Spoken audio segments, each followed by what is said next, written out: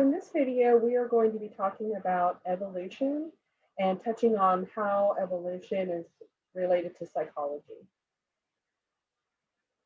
So let's start with evolution. What do you think evolution is from your perspective? Evolution, in a nutshell, is a change over generations in the frequencies of various genes. So basically what that means is it's looking at what genes are actually moving on to future generations. So when we're talking about evolution, we're talking about two questions. How did some species evolve, and how do species evolve? So we look at our history and kind of how things have changed over time. Many of you may know from taking different types of biology classes that we have a general idea that we may have evolved from primates.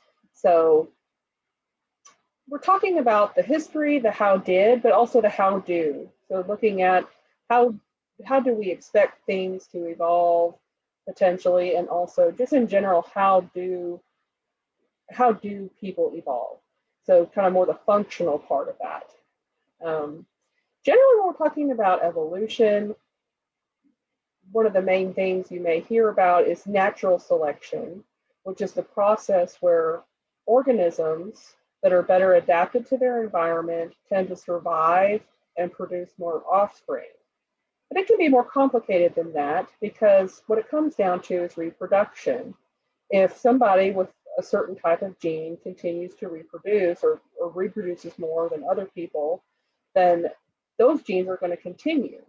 So artificial selection is different from natural selection in that two parents may be selected in order to, in an attempt to have an offspring of a certain type with certain types of traits or genes. So an example that I think of every time I think about artificial selection is dog breeding. So you may know that there's a lot of different types of dogs out there. We have very small toy types of dogs like Chihuahuas, all the way up to larger dogs like pit bulls, labs, just different types of breeds of dogs.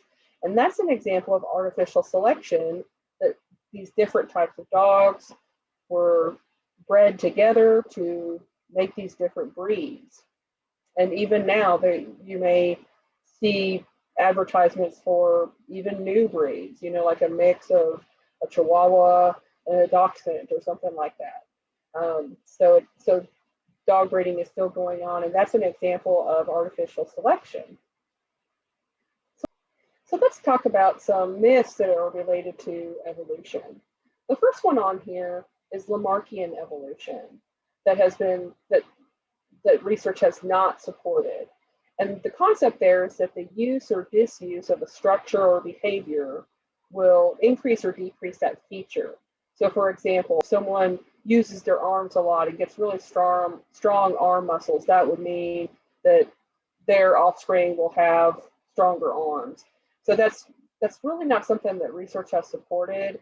And one example is our appendix, intestinal system called the appendix, that really doesn't serve much of a purpose.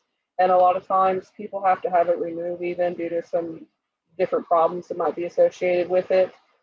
But the appendix is still there. People are still procreating that have appendixes, so that gene is continuing where people have appendixes.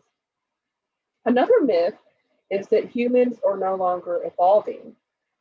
Some people may say that, well, because our medical field has improved and people are living longer, we don't need to evolve, or we aren't evolving. But that wouldn't really be true either, because again, it comes back to reproduction. If people with certain types of genes continue to reproduce, then those genes are going to continue to move forward and potentially evolve. It doesn't make sense, because evolution depends on reproduction, not just survival of the fittest. And if people with a certain gene procreate more, their genes will spread. Number 3, that evolution means improvement is a myth, because evolution improves fitness, which is defined as the number of copies of one's genes that ensure in later generations that it will continue. So it doesn't necessarily mean something is better or worse. It just means it's going to continue. Those genes are going to continue to be spread throughout the future generations. Number 4, that evolution benefits the species. Also not entirely true, because evolution benefits the genes. Those genes are what is going to continue. Those genes are what are spreading. So it doesn't necessarily benefit anyone in particular, or even necessarily the species. It's simply just a continuation of those genes moving on. One of the things I wanted to talk about, and I like that the book sort of used this example because I think it's really interesting, is altruistic behavior. So altruistic behavior is an action that benefits someone other than the actor. So from an evolutionary standpoint, it becomes a question mark of how is it continuing on to future generations when it benefits not the person necessarily committing it, but the other people that they are helping. So an example of altruistic behavior would be if someone is walking down the sidewalk and they see someone drop their bag of groceries. So they stop and they help them pick up the groceries and don't expect anything in return. They're simply being altruistic and helping that person with the groceries. So from an evolutionary standpoint, why do you think that altruistic behavior might continue on in future generations? Why might that gene be spread? Just take a moment to reflect on that question. So the book highlights a few different reasons, postulates a few different reasons here. So kin selection, selection of a gene to benefit relatives. So if you from a distance are seeing someone help someone else pick up their groceries and realize, hey, that person is a helper, someone might choose to procreate with that person to benefit relatives. Reciprocal altruism. If someone thinks that they may get someone in return, kind of like that phrase, you scratch my back, I'll scratch yours, that could be another reason that altruism continues on in a species. I also like how the book highlights that it can also be, if I see you scratch someone else's back, I will scratch your back. So if you see someone who's kind of a helper, helping out other people, and you want to benefit from their helperness, so to speak, then you may scratch their back in anticipation of getting your back scratched back, so to speak. And then the final point that is made is group selection, with the general idea that altruistic groups thrive better. If people are getting along and just humbly helping each other, or in an animal species, if they're getting along and working together as a group, they're more likely to thrive. So let's tie this in and conclude with just talking about, in general, evolutionary psychology. So we've talked about evolution, but how does it really relate to psychology? So evolutionary psychology specifically is concerned with studying how behaviors have evolved. And there's an emphasis on evolutionary and functional explanations. The assumption is that any behavioral characteristic of a species arose through natural selection and presumably provided some sort of advantage.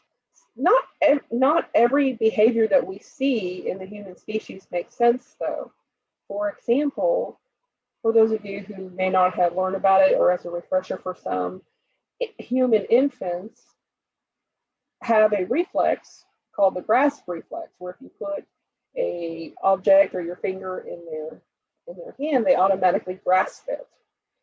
And if you think about it, what is the purpose for that reflex, that grasp reflex, when infants typically don't have to grab onto anything, or typically holding them, or carrying them around? So in the human species, there's not a whole lot of need for that reflex.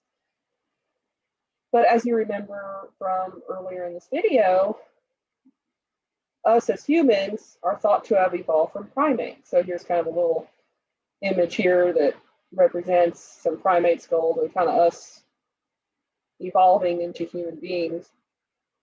So when we think about that we have evolved from primates, think about a primate baby, out in the wilderness, and, the mama's climbing trees and moving around a lot.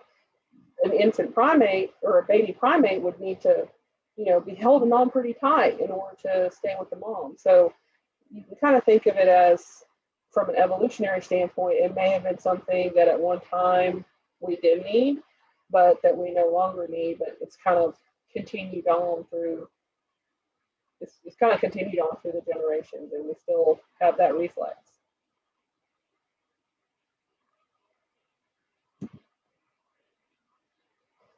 So that is it on genetics and evolution for this week. Thank you so much.